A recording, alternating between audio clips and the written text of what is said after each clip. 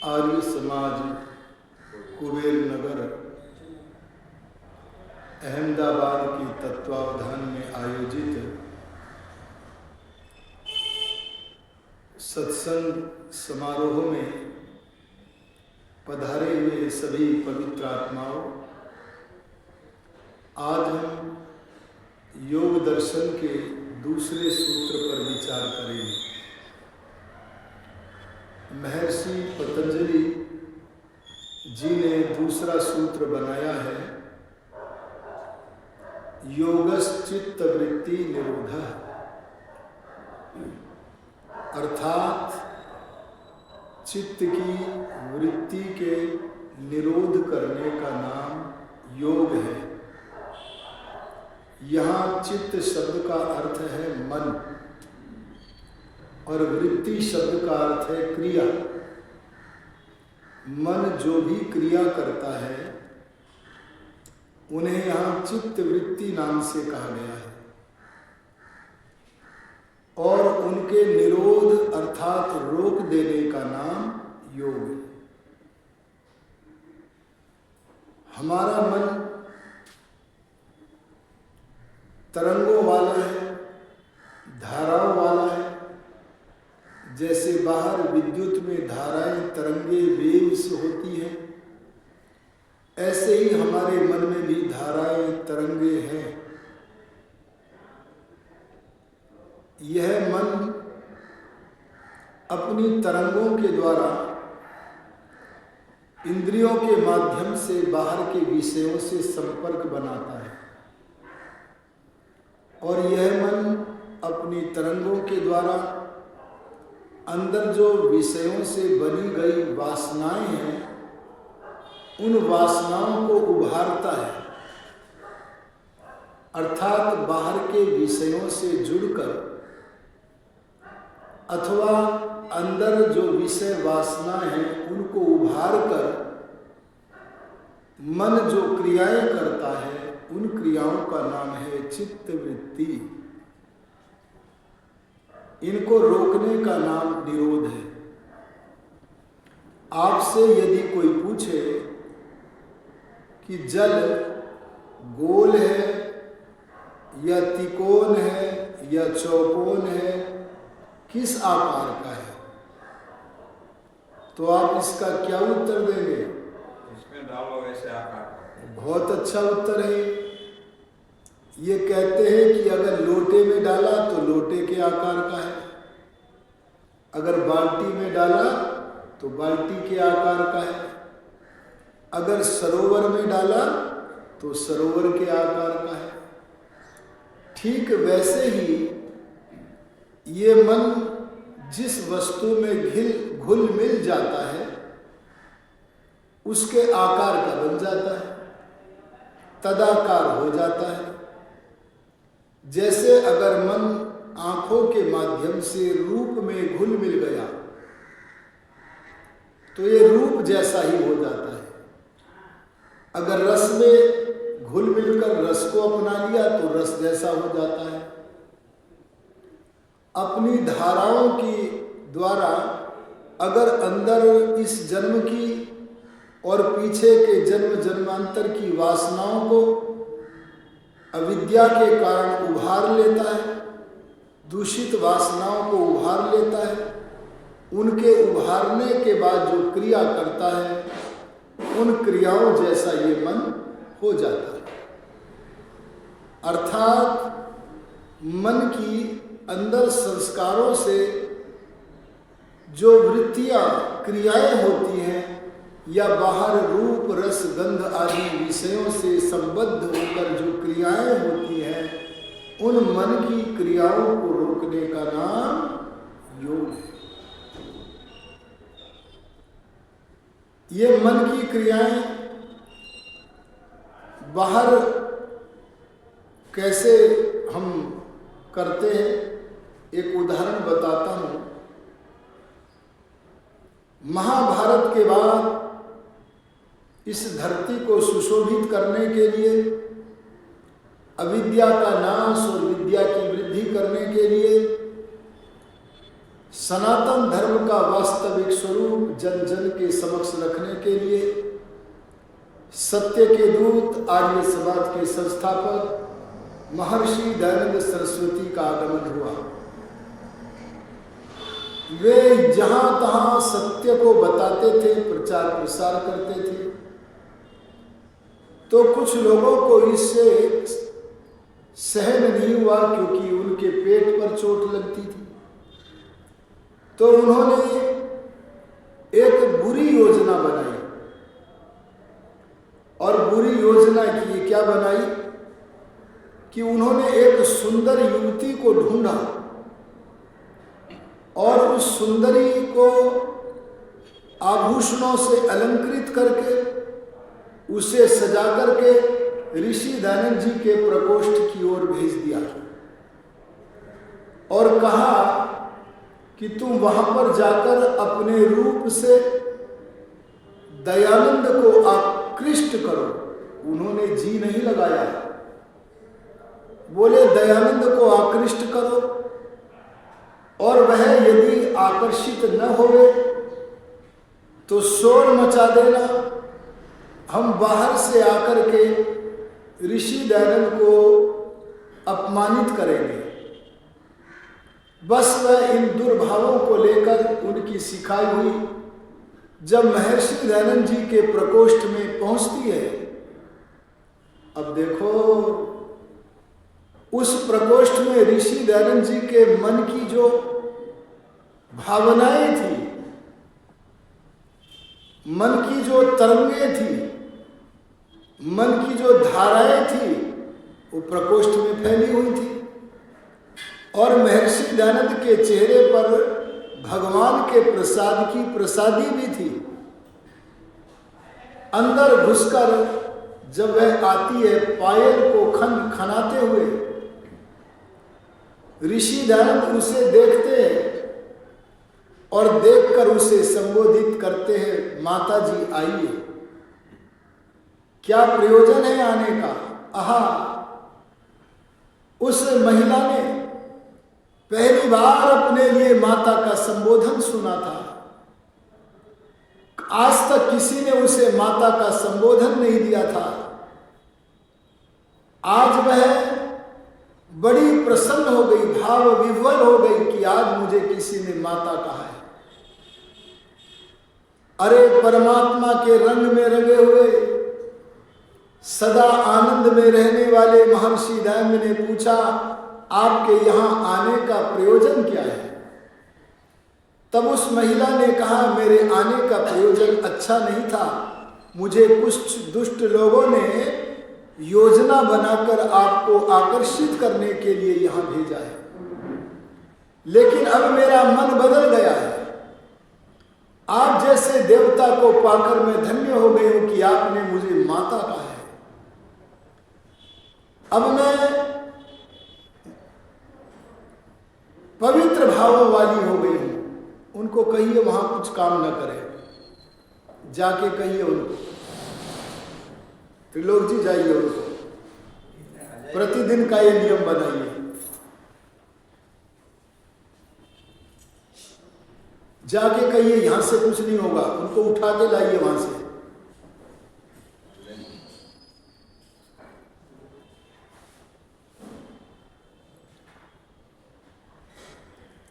ये नियम रोज के लिए लागू कर दो, एक वहां बैठा दो, कोई कुछ ना किया करे। ये समय प्रवचन सुनने का है, दूसरे कार्य करने का नहीं है। किसी सब दिन कोई कार्य नहीं करेंगे आप, अपने मन को भी यहीं रखेंगे। आपसे मैं निवेदन कर रहा था, जब उसने ये कहा कि मेरे मन में परिवर्तन हो गया है, मेरे मन में से जो मल था वो निकल गया है, तो ऋषि दयानंद ने उसे आशीर्वाद देके कहा, परमात्मा तुम पर ऐसी कृपा बनाए जैसी सात्विक बुद्धि इस समय तुम्हारे ऊपर है, ऐसी ही बुद्धि बनी रहे। आप देखिए क्या आनंद के प्रसाद को पाए हुए महर्षि दयानंद अपने मन को बाहर के रूप के अंदर फंसकर किसी प्रकार की वृत्ति को उत्पन्न कर सके? अरे बोलो, नहीं कर सके। ये स्थिति उत्पन्न करने का नाम है चित्त वृत्ति निरोध। इसी का नाम क्या है? योग। महर्षि दयानंद ने अपने अनुभव के आधार पर कहा था कि आत्मा संसार के पदार्थों को भोगता है तो उनमें आसक्त हो जाता है, और परमात्मा न प्रकृति से बने हुए पदार्थों को भोगता है और न उनमें आसक्त होता है। ये आसक्त होकर मन जो क्रिया करता है, उन क्रियाओं को रोकने का नाम बोलो क्या है? योग है। आगे प्रश्न पैदा होता है, परमात्मा ने ये मन किस वस्तु से बनाया है? आपको मैंने एक दिवस बताया था, प्रकृति 3 वस्तुओं का समूह है। कितनी वस्तुओं का?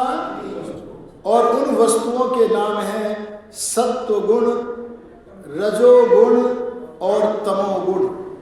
ये प्रकृति में सत्व वस्तु, रज वस्तु और तम वस्तु कितनी कितनी मात्रा में है? समान मात्रा में है।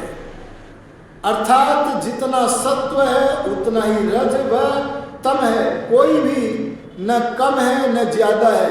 ये सत्व, रज और तम की जो साम्य अवस्था है, तुल्य अवस्था है, उस अवस्था का नाम प्रकृति है। और ये प्रकृति ईश्वर तथा आत्मा की तरह सदा विद्यमान रहने वाली सनातन है। उस प्रकृति में से परमात्मा ने तीनों भागों को ले लिया। कौन कौन से? सत्व व रज को ले लिया, तम को भी ले लिया, और इनसे मन नामक वस्तु का निर्माण किया। इस बात को समाधि में जानकर व्यास जी लिखते हैं। देखो, महर्षि दयानंद जी ने कहा था योग की अवस्था में, अरे समाधि की अवस्था में तुम सब पदार्थों का ज्ञान विज्ञान प्राप्त करो। ऋषि दयानंद के शब्दों में मैं अगर कहूं तो वे कहते हैं, जब तुम्हारा मन तुम्हारे नियंत्रण में आ जाए, एकाग्रता में आ जाए, तो तुम अपने शरीर के भीतर के मन आदि पदार्थों का साक्षात्कार करो। ऐसे ही व्यास ऋषि जब संसार के बाहर के विषयों की भूल भुलैया में न फंसकर वहां से अपने को पूरी तरह विनिर्मुक्त करके भीतर के मन पदार्थ को साक्षात्कार करते हैं, तो कहते हैं, एक सूत्र बनाकर कहते हैं, प्रख्या प्रवृत्ति स्थिति शीलत्वा त्रिगुणम। अर्थात परमात्मा ने मन नामक वस्तु को सत्वगुण, रजोगुण और तमोगुण नामक 3 वस्तुओं से बनाया है। देखो, किसी भी वस्तु के बनाने के 2 प्रकार हैं। एक तो किसी वस्तु को बराबर बराबर तुल्य रूप में मिलाकर बनाओ, या विषम मात्रा में मिला करके बनाओ। जैसे कि आप खिचड़ी बनाते हो, क्यों जी? खिचड़ी में दाल कम होती है और चावल ज्यादा होता है। ये कौन सी मात्रा हुई? सम की विषम? विषम मात्रा में बनाए।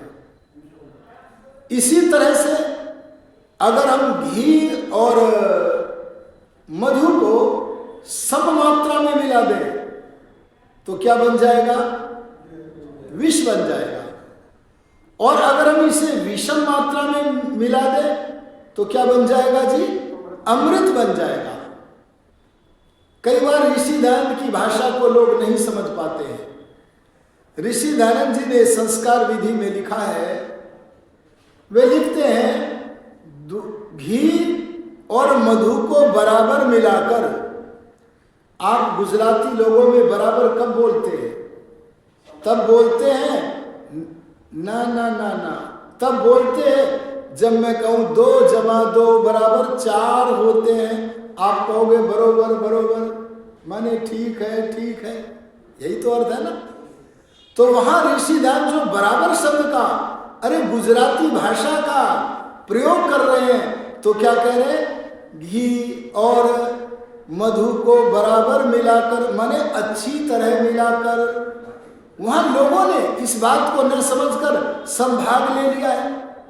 तब हमें बताना पड़ता है यहाँ बराबर शब्द का अर्थ अच्छी तरह मिलाना है, तुल्य मात्रा में मिलाना नहीं है। मैं आपसे कह रहा था अगर मधु और घृत को तुल्य मात्रा में मिलाया जाए तो विष बन जाएगा, और विषम मात्रा में मिला करके अगर मधु प्राशन कराया जाए तो वो अमृत बन जाएगा। तो हमें पता लगा कि हम किसी वस्तु को जब मिलाते हैं या तो सम मात्रा में मिलाते हैं या विषम मात्रा में मिलाते हैं।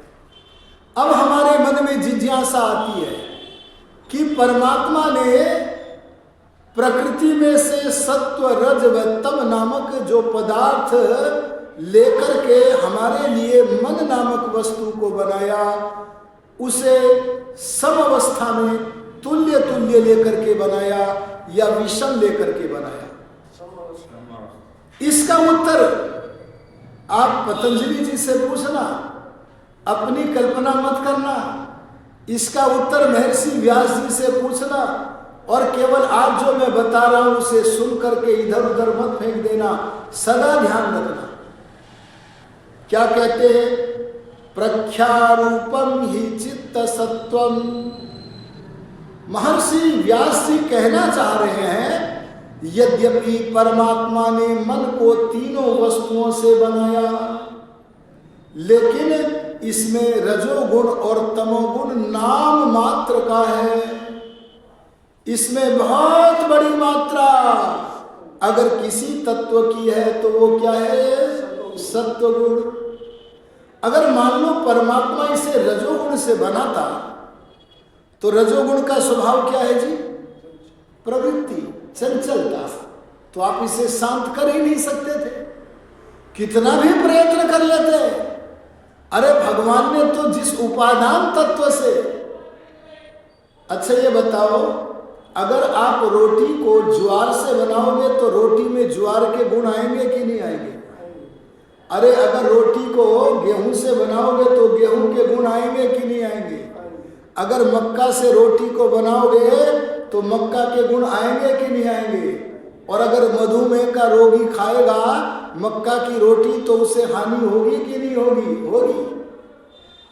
ऐसे ही अगर कोई व्यक्ति घड़ा मिट्टी से बनाएगा तो बोलो उसमें मिट्टी के गुण आएंगे कि नहीं आएंगे? अरे जिस वस्तु से बनाया उस उपादान वस्तु का गुण आएगा कि नहीं आएगा? इसीलिए तो घड़े में पानी धरो तो ठंडा होता है। अगर आपने उसे लोहे से बनाया तो लोहे के गुण आएंगे, अरे पीतल का बनाया तो पीतल के गुण आएंगे। ऐसे ही परमात्मा ने मन नामक वस्तु को प्रकृति में से यद्यपि तीनों भागों को लेकर के बनाया है, पर रजोगुण और तमोगुण को नाम मात्र ही लिया है। भारी मात्रा में उसे सत्वगुण से बनाया है। इसीलिए कहा प्रख्यारूपम ही चित्त सत्वम। ये चित्त नामक वस्तु सत्वगुण रूप है। और सत्वगुण का क्या है गुण? शांत।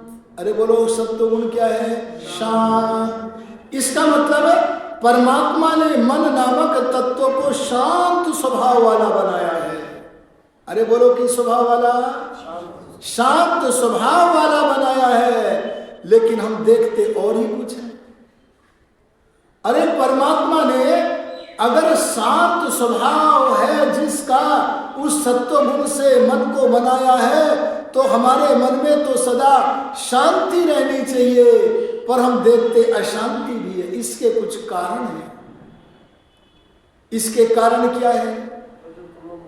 जब हम अपने आहार को बिगाड़कर, बासी भोजन करके, तमोगुणी भोजन करके, भैंस का दूध पीकर, प्याज लहसुन नाना प्रकार के मसाले डालकर अगर भोजन करेंगे तो हमारे मन के भीतर उस भोजन से क्या बढ़ेगा? बढ़ गया ना। भगवान ने तो सत्वगुण बनाया था, लेकिन हमने उसे भोजन से विकृत कर दिया और अपना चाल चलन बिगाड़ दिया। अरे चाल चलन हमने किससे किया? मन से। किससे किया बोलो? मन से जैसी क्रिया करोगे, जिस क्षेत्र में रहकर क्रिया करोगे, अगर सत्व गुण के क्षेत्र में रहकर क्रिया करोगे तो सत्व गुण बढ़ेगा, और मन से यदि रजोगुणी क्षेत्र में रहकर क्रिया करोगे तो रजोगुण बढ़ेगा, और मन से यदि तमोगुण के क्षेत्र में रहकर काले काले काम करोगे, गंदे गंदे काम करोगे, तो उन कामों के करने से, उन क्रियाओं के करने से हमारे मन में तमोगुण बढ़े। आ गया समझ में? यद्यपि परमात्मा ने मन को सत्वगुण प्रधान बनाया है, लेकिन हम अपने तमोगुणी भोजन से, जब अपने तमोगुणी व्यवहार से, जब अरे अविद्या से, जब और गंदे संस्कारों को, इस जन्म के या पीछे के जन्मों के तमोगुणी संस्कारों को उभार करके जब कोई क्रिया करते हैं, तब हमारा मन भी तमोगुण प्रधान हो जाता है। अरे बोलो क्या हो जाता है? सत्व तो उसमें से निकल नहीं सकता, वो तो भगवान ने भर रखा है। सत्व गुण का अगर हम रंगों से तुलना करें तो श्वेत वर्ण से कर सकते हैं। कौन से वर्ण से? श्वेत, शुद्ध। और अगर हम रजोगुण की किसी रंग से तुलना कर सकते हैं तो हमारे ऋषियों ने उसकी तुलना की है लाल वर्ण से। अरे बोलो कौन से? रक्त वर्ण से। और अगर हम तमोगुण की तुलना किसी रंग से कर सकते हैं तो उस रंग का नाम क्या है? काला रंग, कृष्ण वर्ण। तो जिस समय हम तमोगुणी काम करते हैं, तमोगुणी विहार करते हैं, तमोगुणी क्रियाएं, आहार भी करते हैं, तो हमारा मन सत्व और कृष्ण वर्ण से मिला हुआ हो जाता है। माने श्वेत वर्ण और काले वर्ण को मिला दो, वैसा हो जाता है। और उसके होने पर क्या होता है? मनुष्य विवश होकर के उस मन से अधर्म करेगा। अरे बोलो क्या करेगा? अज्ञान की तरफ रुचि होगी। किसकी तरफ? विपरीत ज्ञान की तरफ रुचि होगी, अज्ञान की तरफ रुचि होगी। और विषयों के प्रति, अरे किसके प्रति? रूप, रस, गंध आदि विषयों के प्रति रुचि होगी।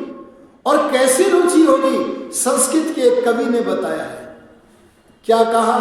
अंगम गलितम पलितम मुंडम दशन विहीनम जातम तुंडम वृद्धो याति गृहीत्वा दंडम तदपि न मुंचत्याशा पिंडम। क्या कहा? जो व्यक्ति अपने तमोगुण के से विवश होकर के गंदे गंदे वासनामय क्रियाओं में प्रवेश कर जाता है, वे ही क्रियाएं करता रहता है, उसका बहुत बुरा हाल होता है। कैसा? अंग गल गए, बाल श्वेत हो गए, मुख में दांत भी नहीं रहे, बूढ़ा हो गया, हाथ में लाठी लेकर के चलता है, लेकिन फिर भी आशा, किसकी आशा? विषयों के भोग करने की आशा बनी ही रहती है। आहा, ऐसे के लिए कहा तृष्णा न जीर्णा वयमेव जीर्णा। क्या कहा? भोगा न भुक्ता वयमेव भुक्ता। भोग तो हमसे भोगे नहीं गए, जितना जितना भोगों को भोगा उतना उतना भोगों के भोगने से भोगों के प्रति राग बढ़ता हुआ भोगों की वासनाएं बनती चली गई और हमें ही भोगों ने भोग डाला। ये स्थिति उस मनुष्य की होती है जिसने अपने मन में गंदे आचार विचार के द्वारा अपने मन में तमोगुण को भर दिया है। इसे योग की महक भी नहीं आती है। और अगर ये प्रयास करता है शास्त्रों को पढ़कर, अगर ये अच्छे प्रवचनों को सुनकर के प्रयास करता है और यदि बाल्यकाल से करता है तो सर्वोत्तम है। तो इसके प्रयास का, इसके पुरुषार्थ का फल मिलता है। तब क्या मिलता है? तब इसका तमोगुण छिन्न भिन्न हो जाता है। वह सावधान होता है कि मैं तमोगुण के क्षेत्र में रहकर कोई भी वासनामय कार्य, कोई भी काला कार्य, कोई भी पाप कर्म नहीं करूंगा। और ध्यान देना, ऐसी स्थिति से ये ऊपर उठता है और ऊपर उठ करके क्या करता है? इसके अंदर जब रजोगुण प्रवृत्त हो जाता है तो रजोगुण प्रवृत्त होने पर इसके अंदर जो वासनाओं की कालिमा थी वो कम होती है, पर मन चंचल हो जाता है। अरे बोलो, क्या होता है? मन बहुत चंचल होता है, और इतना चंचल होता है कि ये सांसारिक ऐश्वर्यों की तरफ रात दिन भागता है। अरे रात दिन भागता है, और इतना भागता है, चाहे ये सत्व गुण के कारण दान तो कर देता हो, लेकिन रजोगुण भी है, इसके कारण फंसा हुआ यह है, उन धन को उपार्जन करने के लिए रात दिन भागता भागता जो काम नहीं करने हैं उन कर्मों को भी करने में तत्पर हो जाता है। लेकिन जब संसार में दुखों को भोगते भोगते भोगते भोगते ठोकरे खाते खाते परेशान हो जाता है तो इसे होश आता है। पहले क्या था? ये बेहोश था। अब इसे ठोकरे खाने पर होश आया, तब ये सोचता है अब मैं सारी क्रियाएं मन से सत्व गुण के क्षेत्र में रहकर करूंगा। और जब ये सत्व गुण के क्षेत्र में रहकर क्रियाएं करता है तो क्या होता है? केवल पुण्य कर्म ही करता है। क्या? धर्म करेगा। क्या करेगा? ज्ञान को ग्रहण करने में रुचि रखेगा। विषयों से वितृष्णा हो जाएगी, वैराग्य हो जाएगा। इसे क्या करना है, क्या नहीं करना है, इसका ज्ञान हो जाएगा। और इसे सांसारिक ऐश्वर्य भी मिलेगा। ये कौन सी अवस्था में बोला मैंने? जब सत्व गुण होगा पर रजोगुण भी होगा, उस अवस्था में बोल रहा हूं। और इसके का जो रजोगुण है, इसकी सत्व गुण में जो शांति आनी चाहिए ना, उसमें बार बार बाधा भी डालेगा। लेकिन और होश में आकर के ये जब पूर्ण सात्विक हो जाएगा तो पूर्ण सात्विक होने के बाद यह अपने मन को एकाग्र कर लेगा। क्या कर लेगा? और एकाग्र करके, जैसा कि मैंने कल कहा था, अपना साक्षात्कार कर लेगा और प्रकृति से लेकर पृथ्वी पर्यंत जितने पदार्थ हैं, अरे बोलो, उनका भी साक्षात्कार कर लेगा। ये है संप्रज्ञात समाधि। ये क्या है जी? इसमें ब्रह्मांड की सब वस्तुओं का साक्षात्कार कर लेगा। इसमें मन में कुछ होगा कि नहीं होगा? अरे बोलो, होगा कि नहीं होगा? होगा। क्या होगा? जिस एक वस्तु का जब साक्षात करेगा वह एक ही वस्तु विद्यमान रहेगी। इसीलिए महर्षि पतंजलि ने इस सूत्र में सब वृत्तियों का निरोध करना योग नहीं लिखा। सब वृत्तियों का निरोध करना तो योग है ही, लेकिन अगर मन में एक ही वृत्ति बनी रहे, अरे ब्रह्मांड की किसी भी वस्तु को पकड़कर उसका साक्षात्कार करने के पुरुषार्थ में लगे, अरे आत्मा का ज्ञान करने के बारे में अगर पुरुषार्थ में लगे, तो उसका नाम भी योग है। और जब आत्म ज्ञान करता है तो इससे बड़ी उपलब्धि होती है। क्या उपलब्धि होती है? अब यह समझ जाता है मैं आत्मा अलग वस्तु हूं, और मैं जिस मन से संसार को देख रहा था, ये संसार और मन अलग वस्तु है। बोलो, ये थोड़ी वस्तु है क्या छोटी? आप कहोगे अजी ये तो हमें भी पता है ना, आपको केवल शब्द मात्र पता है, व्यवहार में ला करके आप नहीं देख पाए। तभी तो हम अपने मन को एकाग्र नहीं कर पाते। अगर हमें पता लग जाए मैं अलग हूं, मेरा मन मेरा सेवक है, अलग है, तो मैं अपने सेवक को जब चाहूं तब एकाग्र कर लूं। हमें वाणी से तो पता है, अरे शब्दों से तो पता है, पर व्यवहार में लाकर हमने इस बात का प्रत्यक्ष नहीं किया है कि मैं अलग हूं, प्रकृति अलग है। लेकिन जब समाधि में आत्म साक्षात्कार कर लेता है तो ये इस बात का ज्ञाता बन जाता है, मैं अलग हूं और ये अलग है। और अपने विषय में क्या साक्षात्कार होता है उसे और सुनो। क्या होता है? चिति शक्ति ही आत्मा जान लेता है मैं चेतन शक्ति हूं। अरे बोलो, क्या जान लेता है? मैं चेतन शक्ति हूं। और क्या जान लेता है? यह मन जड़ शक्ति है। बताओ, जो जड़ और चेतन के अंतर को जान गया, क्या वह जड़ वस्तुओं की मूर्ति बनाकर परमात्मा की उपासना करेगा? अरे बोलो, करेगा? नहीं करेगा। उसे पता लगाया गया मैं चेतन शक्ति हूं। अरे ये मन क्या है? जड़ शक्ति है। मेरे अंदर ज्ञान को ग्रहण करने की शक्ति है, मेरे अंदर मैं हूं ऐसा ज्ञान है। और अगर मैं किसी छोटे विद्वान का सत्संग कर लूं तो छोटा विद्वान बन जाता हूं, और अगर मैं महर्षि पतंजलि, कणाद, गौतम, दयानंद जैसे बड़े विद्वान का सत्संग कर लूं तो मैं बड़ा विद्वान बन जाता हूं। और अगर मैं संप्रज्ञात नहीं, असंप्रज्ञात समाधि में अगर परमात्मा का सत्संग कर लूं और संप्रज्ञात में भी कर लूं तो मेरे अनुभव की गति, मेरे ज्ञान की गति बहुत बढ़ जाती है। लोग मुझे सिद्ध कहने लगते हैं। आ गया जी? तो एक उपलब्धि क्या हुई? मैं चेतन हूं। जिस मन से काम ले रहा था वो जड़ है। दूसरा क्या है? अपरिणामी। मेरे आत्मा में कोई अवस्था का परिणाम नहीं होता, क्योंकि मैं न उत्पन्न होता न विनाश को प्राप्त होता। संसार के सारे पदार्थों में अवस्था परिणाम हो रहा है।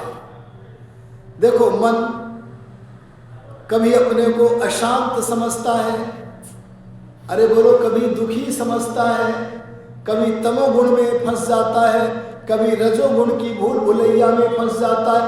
ये मन में अवस्था परिणाम होता है। लेकिन मैं आत्मा चेतन ऐसा हूं, मेरे में कोई परिवर्तन, अरे परिणाम नहीं होता।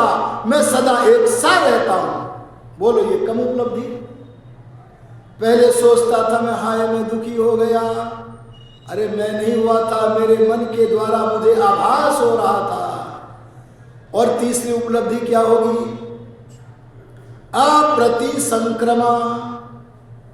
मैं आत्मा अप्रतिसंक्रमा हूं, अर्थात मैं आत्मा किसी भी वस्तु में घुलने मिलने वाला नहीं हूं।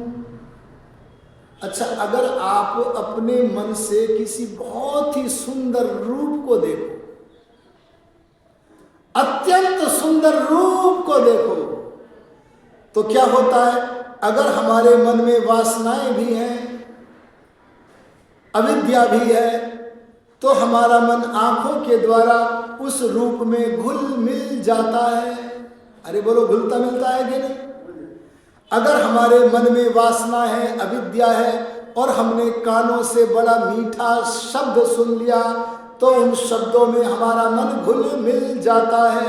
लेकिन अब मुझे पता लगा, आत्मा किसी में घुलता मिलता भी नहीं है। आत्मा स्वतंत्र जैसा है वैसा ही बिना घुले मिले बना रहता है। ये घुलने मिलने वाला तो जड़ मन है। समझ में आएगी? और क्या है? और मैं शुद्ध हूं। ये काम नाम का मल, क्रोध नाम का मल, लोभ नाम का मल, मोह अज्ञान नाम का मल, ईर्ष्या, द्वेष, राग, ये जितने मल हैं ये मेरे में नहीं चिपक सकते। क्यों? क्योंकि मैं तो शुद्ध हूं। अरे बोलो, क्या हूं मैं? ये पता लगेगा तब। बोले ये काम क्रोध लोभ, मैं तो अपने को कामी मानता था, अरे मैं तो अपने को क्रोधी मानता था, अरे मैं तो अपने को लोभी मानता था। बोले जब तक तेरे में अविद्या थी, जब तक तूने अपना साक्षात्कार नहीं किया था, तब तक तू मन की गंदगी को, मन के मैल को अपना मैल मानता था। लेकिन आज तुझे जब आत्म साक्षात्कार हो गया तो पता चल गया क्या, मेरे से काम क्रोध लोभ मोह आदि मल नहीं चिपकते। और क्या अनंता, अनंता माने मैं आत्मा ऐसा हूं जिसका कभी अंत नहीं हो सकता। यह मैं अनंत शब्द स्थान की दृष्टि से नहीं बोल रहा हूं। महर्षि पतंजलि जी ने, महर्षि व्यास जी ने यह अनंत शब्द स्थान की दृष्टि से आत्मा को अनंत नहीं कहा। अनंत माने जिसका इतना लंबा स्थान है रहने का, जहां इसका कोई अंत ही नहीं है, ऐसा नहीं है। यह स्थान की दृष्टि से आत्मा को अनंत नहीं कहा। परमात्मा तो स्थान की दृष्टि से भी अनंत है, अरे समय की दृष्टि से भी अनंत है। लेकिन यह अनंत आत्मा को किस दृष्टि से कहा, समय की दृष्टि से। यह पहले भी था, आज भी है और आगे भी सदा रहेगा। इसका आरंभ नहीं होता जैसे, वैसे इसका अंत भी नहीं होता। अर्थात मैं कैसा हूं अपना पता चला। क्या पता चला, मैं चेतन हूं, मेरे में कोई परिवर्तन नहीं होता, मैं किसी में घुलता मिलता नहीं, अपनी स्थिति में रहता हूं, मैं शुद्ध हूं, मैं अंतरहित हूं, ऐसा भान अपने को हो जाता है। यहां तक का कार्य संप्रज्ञात समाधि में होता है। असंप्रज्ञात समाधि का वर्णन, जहां प्रभु मिलन का आनंद प्राप्त होता है, उसे हम अगले उपदेश में आपके समक्ष व्यक्त करेंगे। अब इन्हीं शब्दों के साथ अपनी वाणी को विरमित करते हैं। ओम शम।